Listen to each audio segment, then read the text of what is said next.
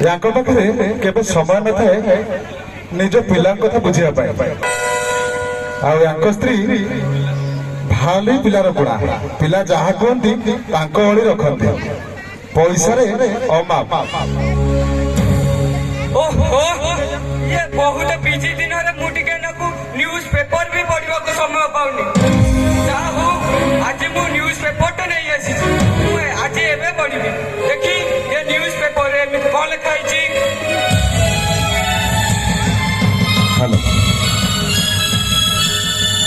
अरे सत्य तो मो ना लिखाई लिखाई 108टा केस 108 थर हारिला 109 थर बेलू है बहुत खुशी कथा यहाँ।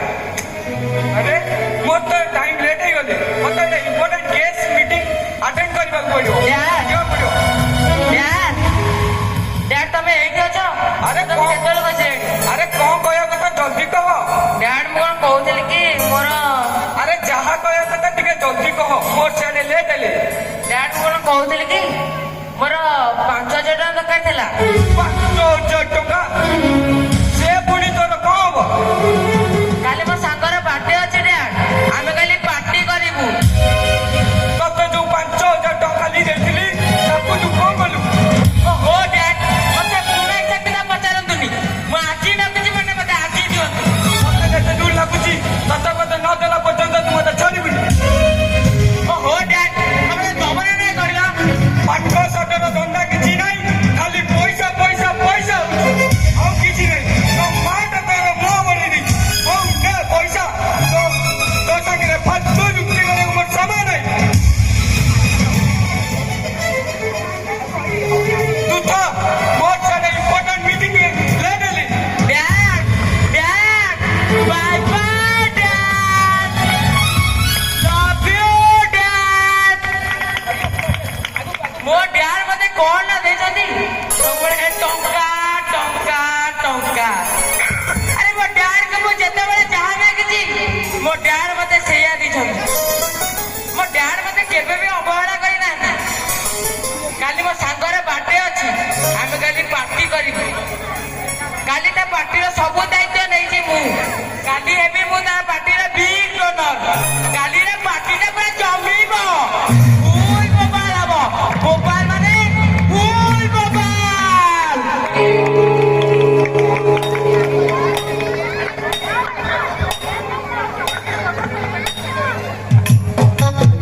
हेलो हेलो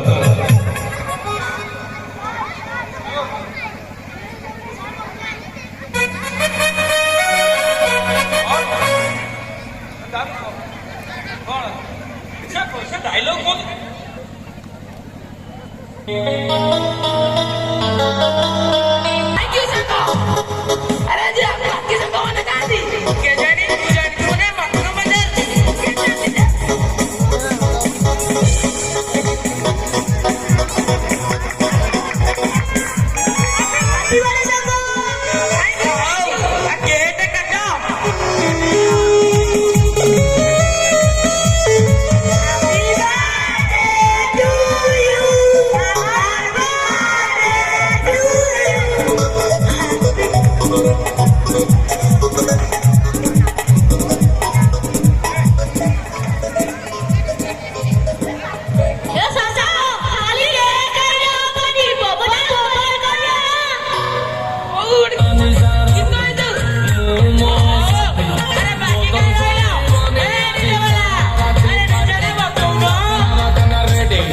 चिकन कसा बाकी सोडा सब आनी देइछि घटिटा हवा बाकी घसी दे आज घसी दे मो कार्ड घसी दे बेग बड़े दे बेग बड़े दे बेग बड़े दे संग टिक बेग बड़े दे बेग बड़े दे संग बेग बड़े दे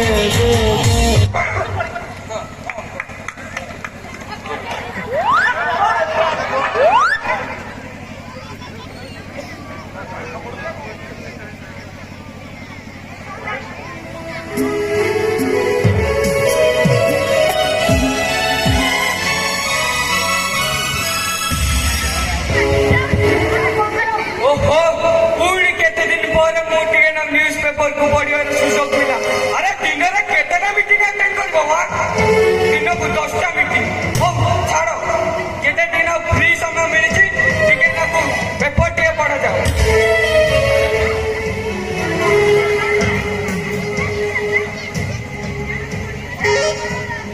ଆଜ୍ଞା ସାନ୍ତେ ଆରେ ରଘୁ, ତମେ ଏଠି? ଆଜ୍ଞା ସାନ୍ତେ କାମ ଥିଲା। ମୋ ପାଖରେ ପୁଣି କାମ, ପୁଣି କୋଉ କାମ? ସାନ୍ତେ ମୋର 5 ଲକ୍ଷ ଟଙ୍କା ଦରକାର ଥିଲା। 5 ଲକ୍ଷ ଟଙ୍କା? ସିଏ ପୁଣି ତୋର କଣ ହବ? ଆଜ୍ଞା ସାନ୍ତେ ମୋ ପୁଅ ଭଲ ପାଠ ପଢୁଛି। ମୋ ପୁଅର କାଲି ଶେଷ ଆଡମିସନ ଅଛି, ସେଥିପାଇଁ ମତେ 5 ଲକ୍ଷ ଟଙ୍କା ଦରକାର ଥିଲା। 5 ଲକ୍ଷ ଟଙ୍କା? ଏତେ ଆମାଉଣ୍ଟ ଖାଲିରେ ତ ଦେଇ ହବନି ରେ ରଘୁ। ସାନ୍ତେ ମୁଁ ତ ଗରିବ ଲୋକଟିଏ, ମୋ ରିକ୍ସା ଟାଣିଲେ ମୋ ପେଟ ପୋଷେ। ମୋ ପାଖରେ କମ୍ ବା ଅଛି, ମୁଁ ଆପଣଙ୍କୁ ଦେଇପାରିବି? ଅଛି ରଘୁ, ଅଛି, ଠିକ ଅଛି, ତମ ପାଖରେ ନିଶ୍ଚୟ ଅଛି। ତମର ସେ ଯୋଉ ରୋଡ ସାଇଡ କଣ 20 ଗୁଣ୍ଠୁର ଜମିଟା? ଆଜ୍ଞା ଆପଣ ଯଦି ଚାହିଁବେ ମୋ ଘର ବାଡ଼ି ବି ଆପଣଙ୍କୁ ଦବାକୁ ରାଜି ଅଛି। ମୋତେ 5 ଲକ୍ଷ ଟଙ୍କା ସାହାଯ୍ୟ କରନ୍ତୁ। ଠିକ ଅଛି, ମୁଁ ବ୍ୟାଲେଟ ପେପରଟା ନେଇ ଆସେ, ତମେ ସେଥିରେ ଦସ୍ତଖତ କରିଦବ।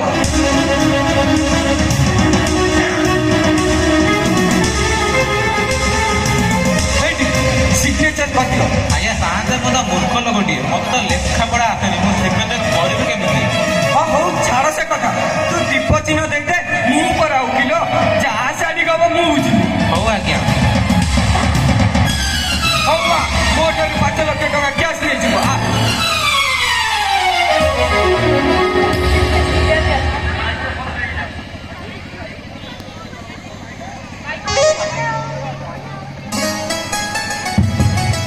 ଓହୋ, ହେ ପ୍ରଭୁ ଜଗନ୍ନାଥ, ମୁଁ କଣ କରିବି ଏବେ? ଏତେବେଳ ହେଲାଣି ସେ ଲୋକଟା ଘରକୁ ବି ଫେରିଥାନ୍ତି। ସକାଳୁ ସେ ଯାଇଛନ୍ତି ଯେ ଯାଇଛନ୍ତି, ଆଉ କହିଲେ କି ପୁଅର ଡାକ୍ତରୀ ପାଠ ପାଇଁ 5 ଲକ୍ଷ ଟଙ୍କା ଆଣିଦେବେ। ଆଉ 5 ଲକ୍ଷ ଟଙ୍କା ସେ କୋଉଠୁ ଆଣିବେ ଯେ?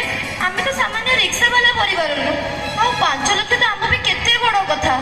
କଣ କରିବି ଏବେ? ସବୁ ଆପଣଙ୍କ ଦୟା ଠାକୁରେ, ଆପଣ ତାକୁ ଭଲରେ ଭଲରେ ତାକୁ 5 ଲକ୍ଷ ଟଙ୍କା ଦେଇ ଘରକୁ ଫେରେଇ ଆଣ।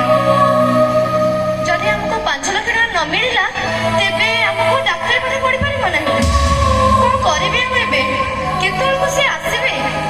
ଓ ରାକେଶ ବାବୁ, ଓ ରାକେଶ ବାବୁ। ତମେ ଆସିଲ? ହଁ ଆଉ ସେ ଟଙ୍କା ପଇସା କଣ ଯୋଗାଡ଼ କରିଛ? ହଁ ମୁଁ 5 ଲକ୍ଷ ଟଙ୍କା ମୋ ବ୍ୟବସ୍ଥା କରିଦେଇଛି। କଣ କହିଲ? 5 ଲକ୍ଷ ଟଙ୍କା ତମେ ବ୍ୟବସ୍ଥା କରିଦେଲ? ହଁ